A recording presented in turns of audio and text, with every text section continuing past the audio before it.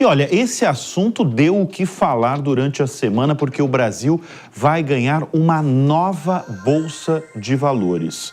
O Rio de Janeiro foi oficializado aí como sede dessa nova bolsa no país.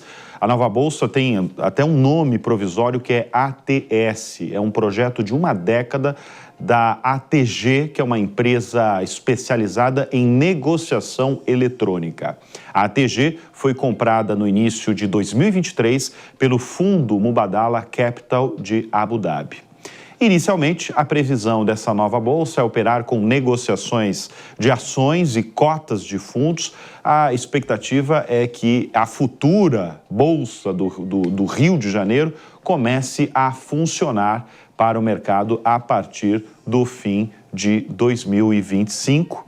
Nós vamos conversar agora, neste momento, com o Michel Viriato, que é estrategista da Casa do Investidor. Michel, obrigado pela presença aqui no Business. Olha, Michel, o Rio não tem uma praça aí de negociações desde o início dos anos 2000. A gente precisa até situar o nosso espectador, né, e ouvinte.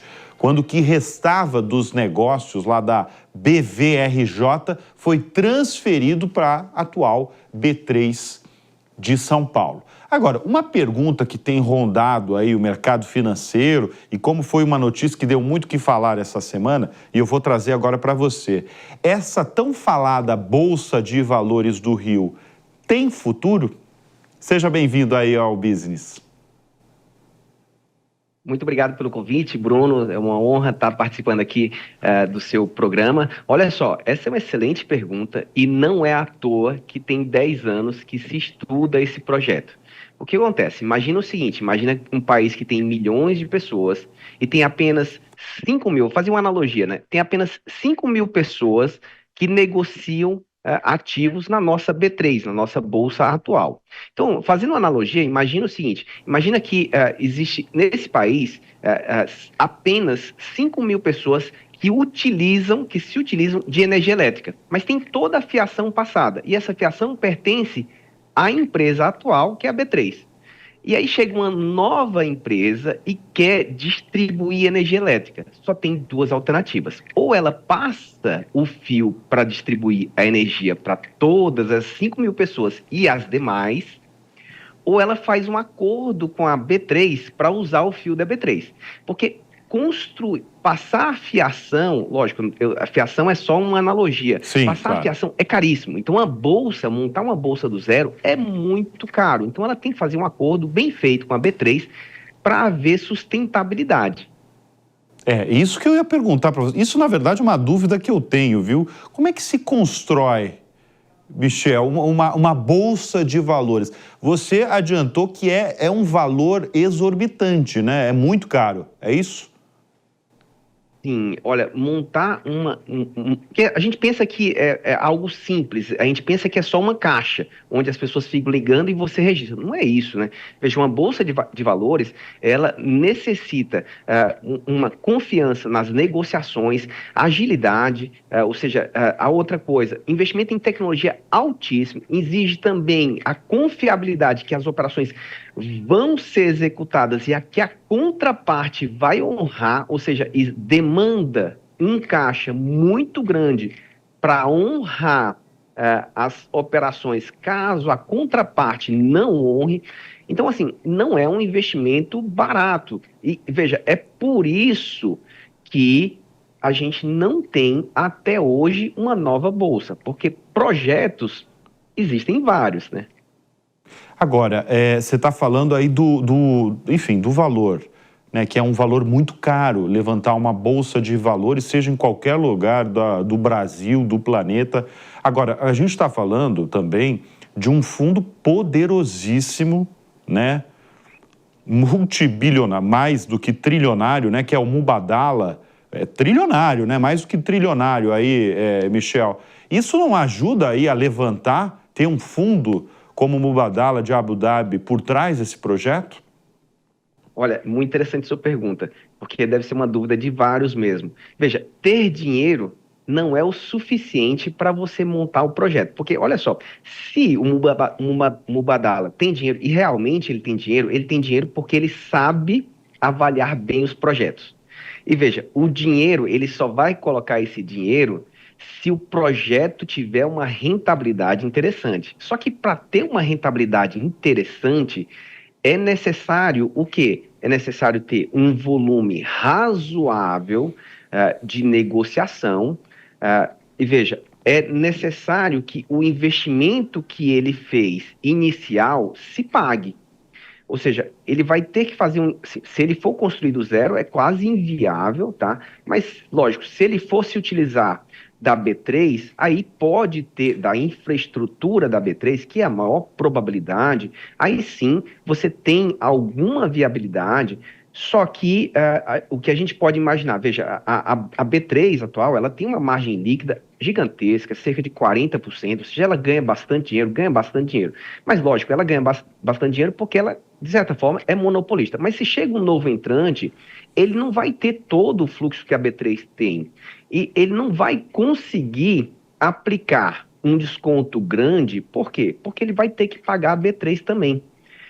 Então, não é uma coisa simples. Então, por mais que o Mubadala tenha dinheiro, esse dinheiro tem outros fatores. Tem que ter rentabilidade. Não, tem outros fatores na jogada, né? Agora, você está falando de uma negociação, não basta só o dinheiro, não basta só o trilhão ali na mesa, né? Você precisa de muita negociação. Mas você está falando basicamente que é uma negociação diretamente com a rival dela, que é a B3, que é a única e que é a líder e que movimenta muito dinheiro. Ela precisa negociar, em primeiro lugar, ela precisa negociar com a B3, é isso, Michel? Sim, é isso mesmo. Tá, assim, e em segundo lugar, qual que é o interesse da B3, por exemplo, de ter uma concorrente numa cidade ali do lado, que é, no caso, o Rio de Janeiro? Bom, a questão da cidade, ela, na verdade, até pesa um pouco contra, tá? Por quê? Porque nos dias de hoje, a proximidade da bolsa com a negociação é algo muito relevante para você ter velocidade no trade, na negociação. Então, a maior parte das instituições financeiras, das assets, elas estão centradas hoje aqui em São Paulo, justamente porque a bolsa só tem aqui. Na medida que você cria em outro lugar, você vai ter que deslocar muita gente, ou pelo menos essas pessoas elas vão ter que se deslocar, infraestrutura para lá, para o Rio de Janeiro, o que não parece tão viável. Ou seja, na verdade, essa praça do Rio de Janeiro, ela vai ter que focar em um determinado nicho, ou seja, ela vai ter que encontrar uma especialização em que ela consiga atender determinados clientes, ou seja, aí realmente tem que ver o projeto que eles criaram, mas é bastante, não é algo trivial, mas veja, a sua pergunta é, a B3 tem interesse? Não, a B3, na verdade, ela de certa forma é obrigada a ceder a infraestrutura dela. A questão toda é a que preço, né? A negociação toda está no preço. Agora, você faz parte, você é professor, você é estrategista, né? Você tem a casa do investidor e você está na Faria Lima, sabe como é que está funcionando tudo. Como é que a Faria Lima, o mercado financeiro, ele tem visto essa notícia aí, que foi uma notícia que, volta a falar, e deu o que falar, de uma nova Bolsa de Valores no Brasil, no Rio de Janeiro. Como é que o mercado está vendo isso, Michel? Olha, eu diria que é um misto de esperança e de esperança. Por quê? Na verdade, esperança porque é o seguinte, sempre, óbvio, um novo concorrente, sangue novo, onde você pode eventualmente ter um pensamento diferente, é sempre importante. Lógico que, veja, a B3, ela investe, no ano passado, por exemplo, a B3 investiu cerca de 800 milhões de reais, no ano anterior, quase 300 milhões de reais, ou seja, o investimento é altíssimo da B3, de forma que ela fique com a tecnologia de ponta. Não estou dizendo que a B3 não seja criativa e nem tenha tecnologia, mas sempre um novo entrante, ele vem com uma pegada nova, né? Ou seja, ele vem com uma estratégia nova que pode atender os clientes de uma forma diferente. Então, isso pode ser bastante interessante para os investidores, né? Mas Mas, né, isso tem um custo, como eu falei. Então, assim, o mercado em geral não vê como o projeto, como uma coisa assim, realmente vai acontecer, agora vai e tudo. Não, existe uma certa descrença de que ele possa acontecer por causa dos investimentos elevados. Não, e isso foi numa semana, especialmente uma semana que passou aí, de fortes quedas aí na B3, né, na Bolsa de Valores. O que ficou marcado na última semana foi essa subida avassaladora do dólar, né, chegando a R$ 5,70. Quando você vê uma notícia dessa, por isso que eu coloquei mesmo na tarde aqui do programa, se realmente tem futuro, porque a própria B3, nesse ano, está sofrendo, né? A Bolsa Brasileira tem um dos piores desempenhos no mundo neste ano de 2024, né, Michel?